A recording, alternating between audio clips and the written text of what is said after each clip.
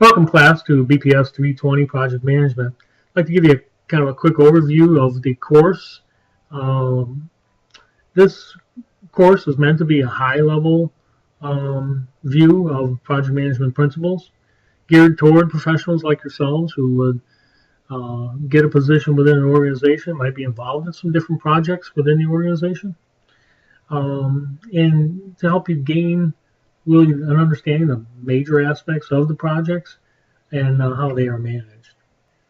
So we'll begin with Chapter 1, Modern Project Management, and we'll go through what a project is, what a project manager's responsibilities are, project life cycles, and that sort of thing. So we'll start with what a project actually is defined as.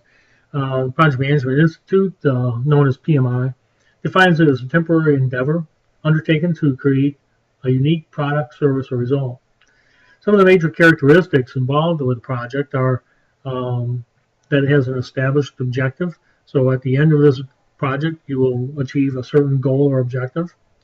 It has a defined lifespan where it has a beginning and an end. It's not like a manufacturing situation where you're continuing to manufacture cars and there's really no end to a production line. It may require a cross-organizational participation with subject matter resources, other resources that will be brought in to do work on the project. It involves doing something never been done before. Well, kind of a misnomer because many of the projects have been done before, but it would really be something that makes this project unique. So there's a uniqueness about a project that would make it a project. So and then it has a specific time, cost, and performance requirement.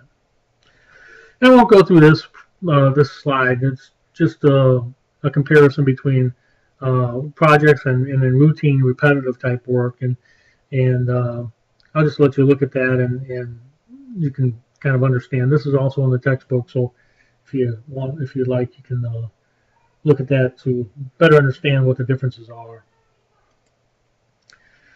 What I'd like to do is go through what the project life cycle is. There's different phases of projects. There's the defining, the planning, the executing, and the closure. So in the beginning, you're defining the goals and objectives of the project. You're looking at what the specifications are, what the tasks are, what the different responsibilities are. During the planning, you're refining that scope of the project. You're then setting up schedules, budgets. You're understanding what resources are going to be needed for this project. You're looking at the risks involved in this project, and then the levels of staffing that you're going to need within your project team. The executing phase is where all of the actual project work gets done. So you've defined it, you've planned it. Now it's time to actually do the work. And this is where all of the project work is being done, and the project manager is actually monitoring and controlling this phase of the project. So what the project manager may be involved in is change orders. He or she will be looking at the quality of the work and how it's being done.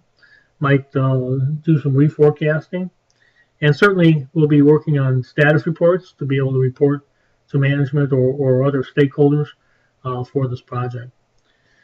And then the last phase is the closure. Now this is the area where the project work is actually being completed. Maybe training the customer. The project manager would then release the resources because they're no longer needed. They'll complete all of the documents and close all of those documents out and file them. They'll do an evaluation, meaning they'll talk with the customer and ensure that they've met all the expectations that were set back in the defining phase. And then take the lessons learned, because of you always want process improvement. Take the lessons learned and add that to the ARC.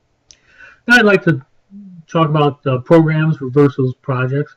A program is really a group of related projects designed to accomplish a common goal for an extended period of time. That's what the definition is, and really what it is there's within a program there's many projects that would be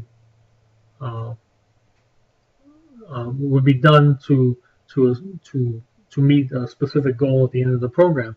For instance, a project may be the completion of the required course of project management, and the program would be completion of all the courses required in this major for BPS. All right, so kind of a quick explanation of what the difference is between project and program. Now I'd like to talk a little bit about the project manager and some of the responsibilities that the project manager might have. Now, project manager manages the temporary, non-repetitive activities of the project and frequently acts independently of the formal organization. Now, the formal organization being the functional end of the organization. The project manager will define, plan, and procure the resources required to complete the project. They provide the direction and coordination to the project team to get the project done on time, and is completely responsible for the performance and the success of the project. So if the project is successful, the project manager looks good. If not, then the customer may be upset with the project manager. But he's got to get the right people at the right time to make the right decisions. The project manager requires many skills to perform his or her job effectively.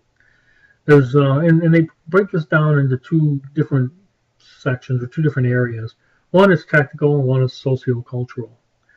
Now, the technical piece is what I feel are the hard type of skill sets that can be taught through college courses, through certifications and that sort of thing. And that's really the technical piece of defining the scope, building the work breakdown structure, setting schedules, resource allocation, budgets, doing status reports, that sort of thing. And then you look at the sociocultural side, which I kind of call soft skills. And these are things like leadership, problem solving, teamwork, negotiating skills, dealing with the politics of the different teams and different stakeholders, and then really setting and meeting customer expectations. And these all come more from the experience in working in projects, in project management. Let's talk about the importance of project management in organizations these days. With the technological advances over the last couple of decades, there's been a real compression of project life cycles. So organizations are constantly working on new products to get out to the marketplace. So that's one big reason for the explosion of project management. Another one is the knowledge explosion that the internet has provided. Corporate downsizing is another area that has really affected project management. The increased customer focus. So there's a lot of reasons why project management is now a very big part of most organizations, and they're aligned to the organization's strategy. And I'd like to talk a little bit about project governance. Within organizations, there's a lot of like I said earlier, there's a lot of emphasis on project management. So in order to really get the most benefit out of projects, they really need to use a more integrative approach to project management. Some of the benefits to that is an overall higher level view of all project management activities. Getting the big picture of how the organizational resources will be used, because resources are so limited these days, that's a very important aspect of the integrative approach. Really understanding the risk of their portfolio projects, the different projects that have dollar amounts tied to them will will sometimes be in jeopardy, and you really want to understand what that risk is. Really, the firm's improvement in managing projects relative to others in the industry is another metric, and then linkages to the senior management with project execution, so that they really kind of understand what is going on with each project and how it works into their strategy. Now, the disadvantages of not having the integrative project management system is that the projects don't tie to the strategies of the firm, so that they're not so that they may not be benefiting the organization the way they should. The failure to prioritize them correctly, which is another issue that can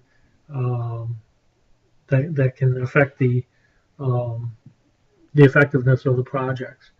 They're not integrated throughout the entire project lifecycle, so they may not get the emphasis during the life of the project that they should to complete on time and be of best benefit.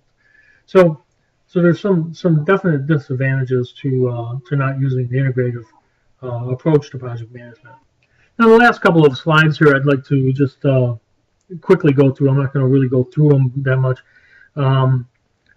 This slide here is the key terms. I'd like for you to just, if you're interested, look through the textbook to get the definitions of some of these terms, or better definitions of these terms, if you will.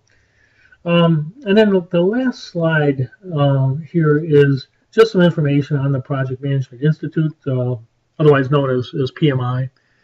And this organization provides certifications for different areas in project management: project management professional, program management professional, and others. The project management professional, or PMP as it's known, is widely respected certification for project management. But this concludes the slides on Chapter 1. So look this over and be prepared to talk about some of these aspects in class. Thank you.